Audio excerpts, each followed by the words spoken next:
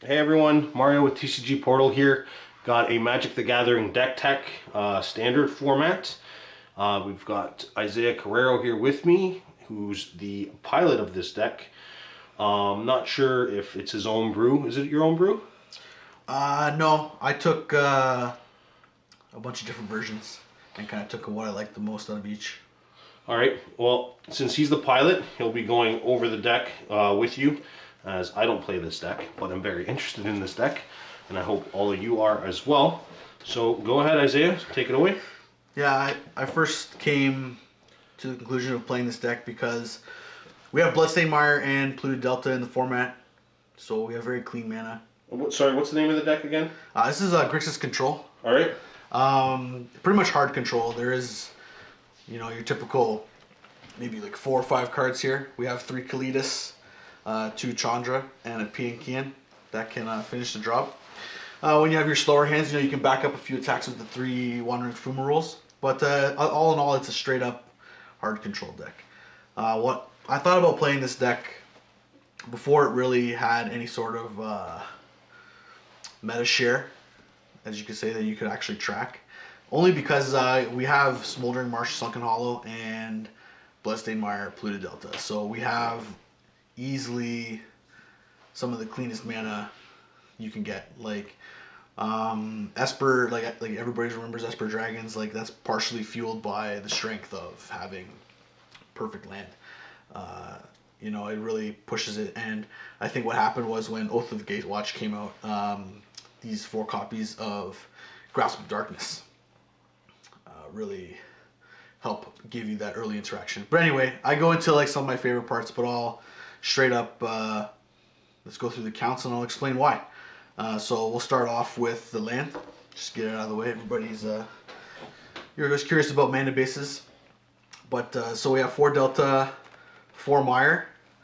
That's pretty straightforward for Grixis colors. Backed up by 2 more fetches to help fuel Delve.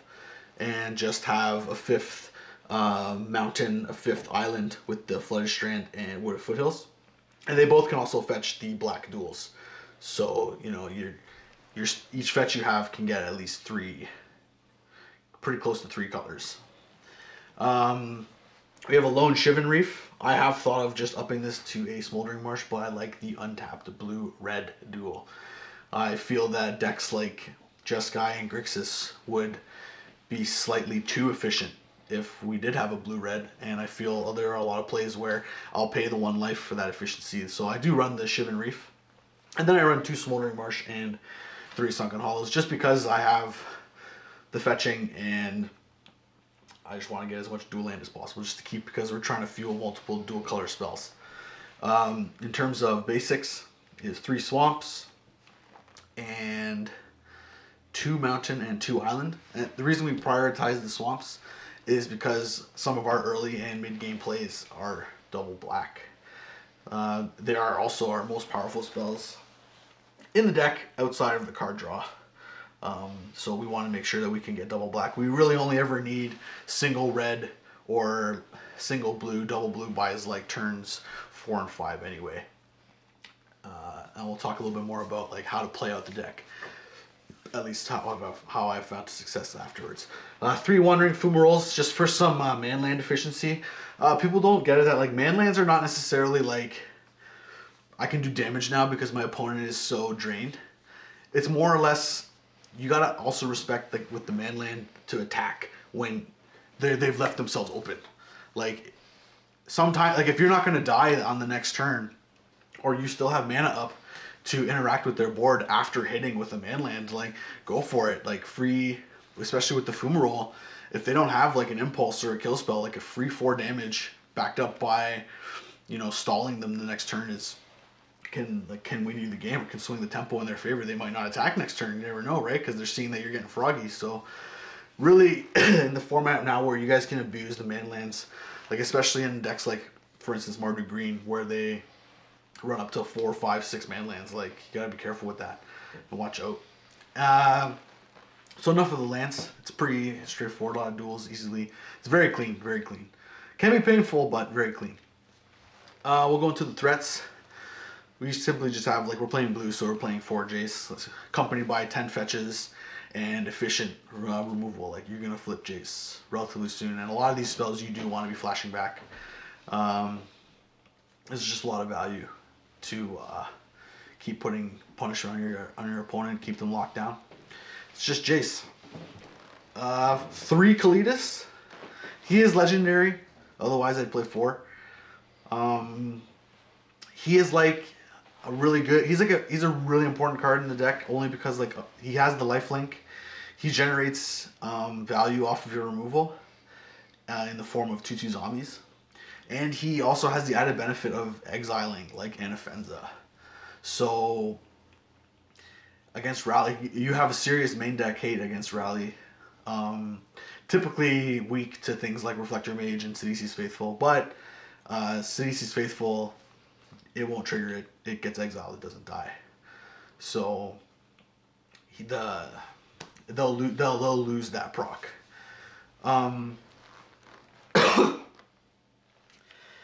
The best part though is you can get him outside of like counterattack ranges. Like one zombie activation now puts him at a 5/6, attacks free into Rhino, takes him out of Languish range, takes him out of Roast. It's pretty beats. He can attack into an Ojitai. Typically still weak to things like Utter End and Absent Charm. But, we're playing blue so we can protect ourselves. Chandra, Flamecaller. 2 of these. I would play 3, but I do value diversity in my threats. Only because... not so much to avoid certain countermeasures, but necessarily to make it a different angle that they have to deal with. And I'll explain why in a minute. Swings back really quick with the plus 1. 2 3/1s with haste. Threatening 6 damage a turn, especially as a control deck. Untapping with her is extremely strong. I have used the 0 multiple times, like you do run a lot of lands. 26. If you wanted to be a different kind of person, you can always like shave a card, run 27. But I feel her 0 is excellent. Like you can just cycle your hand. Oh, these cards are dead. Okay, cycle, and you gain 1. Like you gain 1 card out of that, and it didn't cost you any mana. Like I really like that. She just turns the corner really fast, and she wraths. It's a lot of the times it is a 6 mana wrath.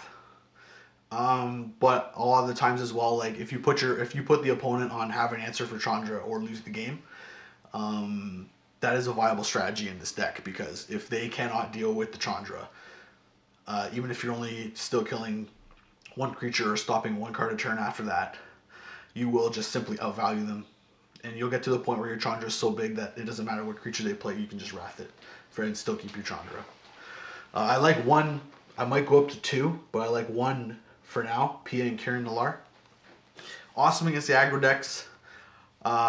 She's a straight 1/2 punch in the late game. If you have your opponent at 8, like, and she attacks the mom and pop couple attacks through with their Thopters, 4 and then 2 sacrifices, 8 damage, right? Just the fact that it's a 4 mana red Lingering Souls. It's really good.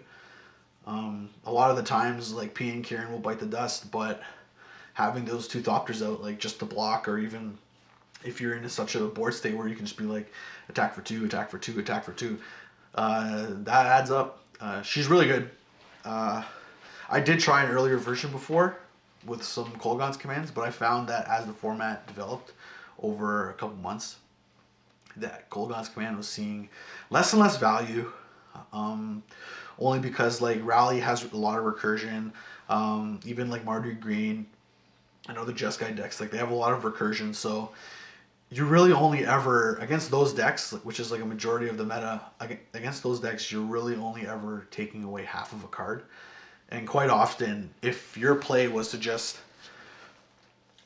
kill a small guy and then have them discard a card, or, bring a creature back from your hand to have them discard a card, like you're really, I don't know. I felt it was too slow, and I feel that Grixis is designed to have such aggressive answers to everything that they can't afford to be dealing with countermeasures because they'll just never have anything to stay in. They just need to outvalue you. So we'll go to the removal package. I have 4 Grasp of Darkness and 2 Fiery Impulse, as well as 2 Duress for the early game. Duress is also an excellent mid-game card. Like, you find yourself that a lot of the times around like turn 5, turn 6, turn 7, that you have 4 cards in hand because you're pacing it out. You know, you're using your life total as a resource. You are sculpting the game to a point where you can just set them up into a lockout, at least for like 3 or 4 turns, just so you can build up enough advantage. So I find that Grasp, the 2 Fire Impulse, and the 2 Duress really help with that. You can take out an early Collect Company out of Rally's hand. Grasp hits all their creatures against Mardu or Abzan. It hits everything but Rhino.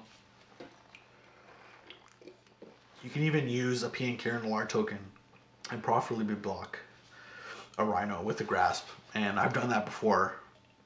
And they don't, sometimes they don't see it coming, but Abzan and Mardu Green, they're starting to respect Grasp now. So they're running up to like 4 Abzan charms to counter, but enough of that. In the counterspell package, we have 1 Clash of Wills, 1 Disdainful Stroke, and 4 Shatter. Void Shatters. The Void Shatters mainly are for exile, only because we need to exile cards against Rally. We can't let them have cards back. Also, Mardu Green, Abzan, and the Ulamog decks are graveyard centric in the form of World Breaker. If you counter it with Void Shatter, they can't. It just doesn't go to the graveyard. They can't get it back. Things like anybody that's playing Den Protector, you can just counter the Den Protector, or when you counter their spell, they can't get it back. People are playing Goblin Dark Dwellers and Jace too. Like, every deck has interaction with the graveyard, so when you see a card in their deck that you don't want them gaining value off of in the future, you just try and like save the Void Shatter for that card if you can. That's why you should got, like, the hardest part about this deck is to understand what removal is best for what. Like, when you see that card, what do you want to be targeting with that card that your other cards can't really deal with favorably? That's why I feel like I back up a Duress play over Despised, because I already have creatures covered. I don't want to double up. And yes, this deck is weak to Planeswalkers, but this deck is also very weak to allowing card draw spells to resolve. So Duress is perfect for that. They can take out their Painful Truce. They can take out their Abzan Charms and Digs, so it's really good. We have another really hard removal slot here for dealing with Planeswalkers mainly, Ruinous Path. We have 2. As much as I've said that Chandra is an excellent game winner, it's also very scary for us to deal with, because we have no real answer for it outside of just killing it with creatures. So we have to pack up heavy counter spells and heavy on the Ruinous Path. Card advantage, we have 3 Digs and 1 Painful Truth. Just keeping the game. Yes, Painful Truths is comparable to Read the Bones. However, I'd rather just have the raw cards than only 2. Because a lot of the times, you know, you'll want to see it. You can RNG out better when you draw the cards where you say you can get an Impulse, Cut, and a Dig. Or you can get like land, Ruinous Path, Duress. Like, you know, you can get good stuff. So the 3 cards is better. And first, a little bit of spice, running the Grip of Desolation. I saw this in a RPTQ list of a Japanese Grixis list, and this is relatively close to that deck, but I saw the Grip of Desolation, and I liked it a lot only because when I had it against Abzan, there were 2 instances. I had it against Abzan where he had a Rhino and was attacking me with Needle Spires, and I was able to kill both. Same thing too, like exiling the Waste and a World Breaker against a Nuga deck one time was awesome, because now he he couldn't get his waste back, so he couldn't get the other World Breakers out of his graveyard, so it was pretty good. But that's it. Excellent value, really aggressive, eats up mid-range decks. You know, excellent sideboard options for the Ugin deck. Deck is really great. You guys should try it out if you're like a hard control style.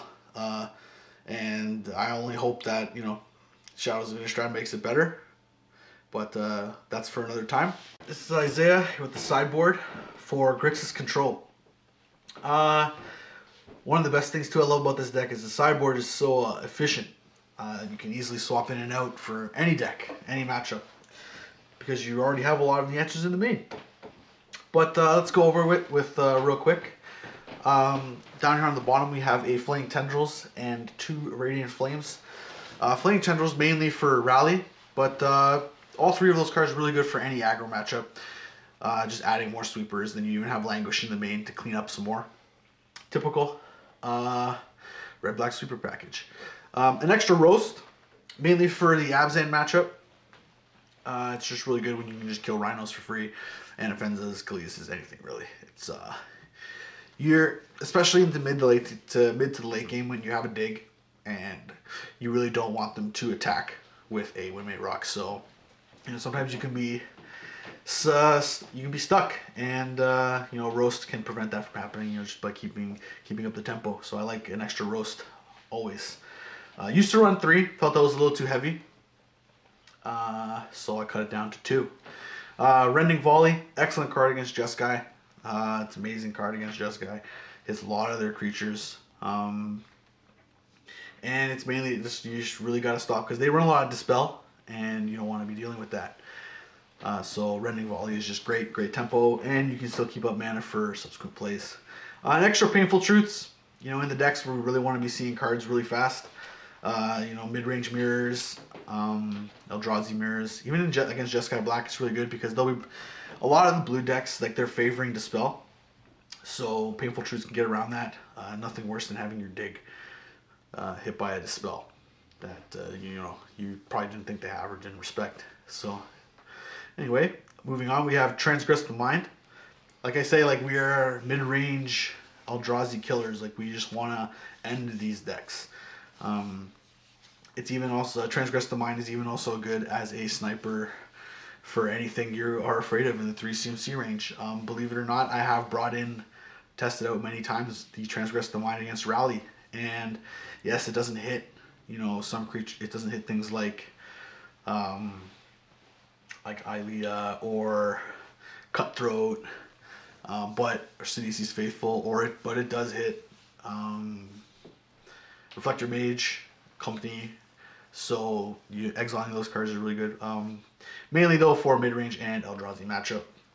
Disdainful Stroke, pretty big sideboards, and it has been seen near the end of cons. It saw main deck play in pretty much every blue deck that could afford to run it that was playing a slow strategy. Disdainful Stroke is just a good card, doesn't really need, it pretty much has made a name for itself.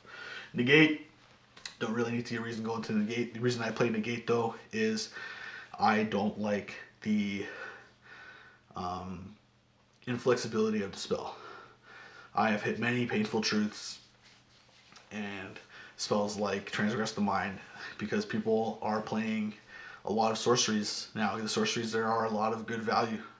A lot of the Tron players' sorceries, no, I shouldn't say Tron, it's the red-green ramp decks are playing sorcery speed card draw. Like Negate is amazing, and Dispel doesn't hit Ugin.